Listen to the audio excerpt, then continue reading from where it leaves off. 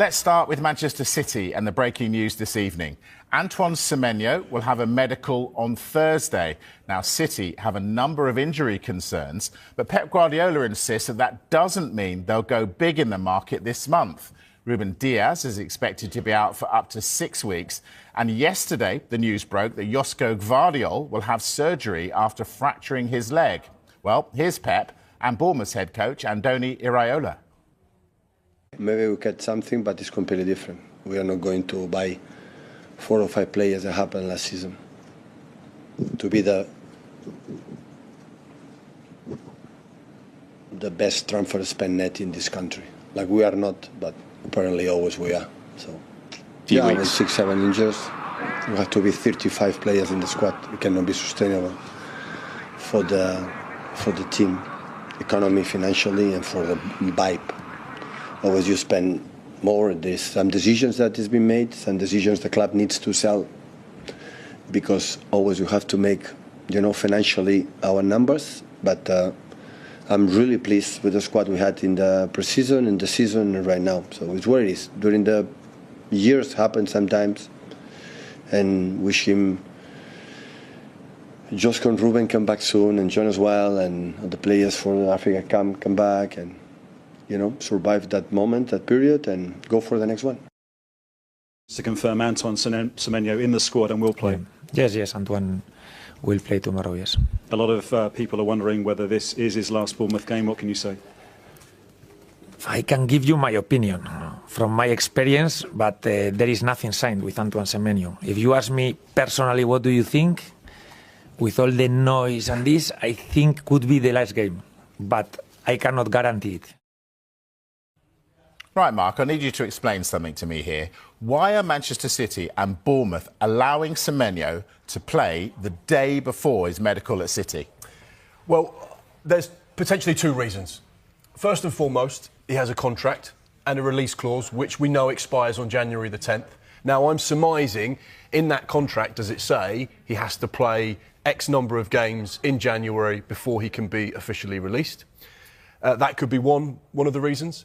I don't know that, but I'm surmising that may be something to do with it, because Andoni has said throughout the course of the last 2-3 weeks, when there's been a lot of speculation about Antoine, he will be our player and he will play at the weekend, and he plays at the weekend, and then he says the same thing in the press conference the week after, and he plays again the week after, and he said last week... But it's a potential nightmare, that, isn't it? For everybody concerned. I also think it shows a lot about Antoine Semenyo, the respect he has for AFC Bournemouth, the respect he has for the fans, for the people that have enabled him to get to the position where he's now got the choice of clubs, and he's decided to go to a side that are serial winners. And I also think it is a huge risk.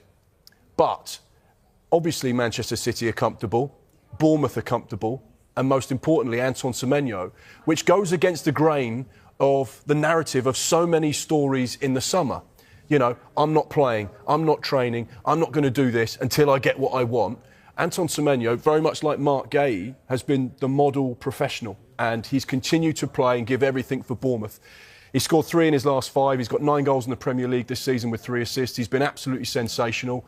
He's had really strong moments, but I think this is the clear indication that actually Pep Guardiola and Manchester City are getting the perfect professional, both on and off the pitch. And it has been done before with Bournemouth. They had Dean Howson, who went to Real Madrid. They only allowed Dean Howson to sign that contract, and a part of that contract with Real Madrid was that he could play in those last few matches of the Premier League season for Bournemouth. And regardless of what happened with injury, he would still be going to Real Madrid. They would still honour that contract. Now, this hasn't been signed as far as we're aware. However, we do know, like you said at the top of the show, that Antoine Semenyo has been booked in for a Manchester City medical on Thursday. So you'd imagine it's all but agreed, if not completely signed. You used the phrase perfect professional. A lot of people, Carve, say that about Marc Guehi. Now, I see why a move... I thought you were going to say about me. No. I see why a move for works for him to go to City works for the club. Does it work for Marc Guehi? I think we've seen this movie before, because we're in exactly the same position that we were in the summer with Marc Guehi. His contract is running out at Crystal Palace in the summer. There is a long list of clubs who are interested in signing him. Basically, every big club in Europe wants him as well. He can now talk to those big European clubs and sign a pre-contract agreement with them. But there's also interest from English clubs. Now, so why would he sign for Manchester City this month? Doesn't make sense to do it now when he's got the world as his oyster in the summer. He may think Manchester City are one of the biggest clubs in the world.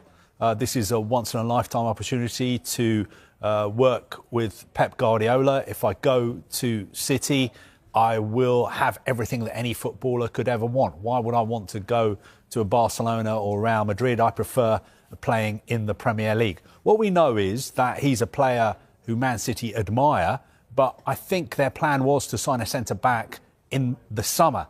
Now, because of the injury problems they've got at the moment, I'm pretty sure they'll hold discussions about whether they need to accelerate their plans to sign a centre-back and whether that target should be Marc Guehi. But always remember that it's up to Crystal Palace ultimately what happens to Marc Guehi until his contract runs out in the summer. And Oliver Glasner is somebody who's got a big say in this. In the summer, he was not willing to let Glasner go unless Crystal Palace signed a replacement. And I don't think that situation has changed. And I also think some of the other clubs who are trying to sign him in the summer will also be trying to sign him again this month. Well, you mentioned Oliver Glasner. We spoke to him today. This is what he said.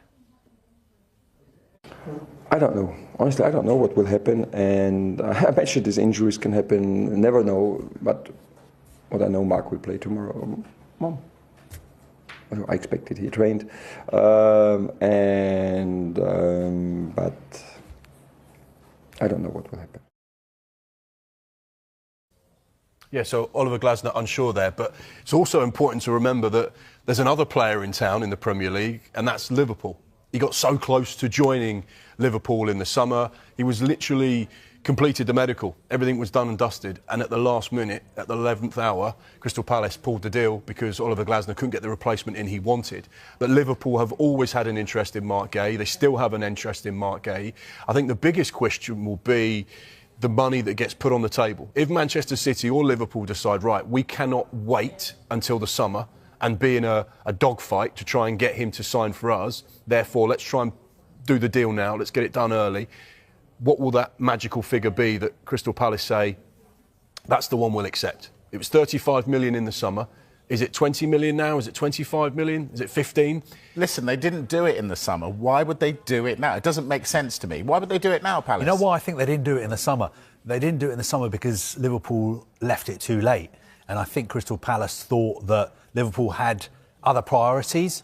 They were, signing a lot of forward players, and they only turned their attention to Marc Guehi pretty late on.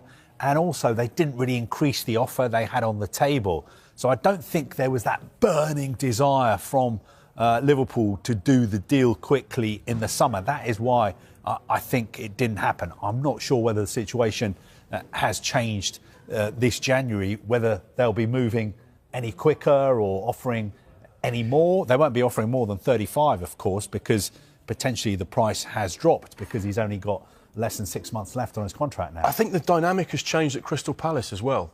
In the summer, Oliver Glasner was, an FA Cup winner, Community Shield winner, and there would have been a thought process at Crystal Palace. Look, let's try and keep this manager happy because we believe we can get him to sign a new contract.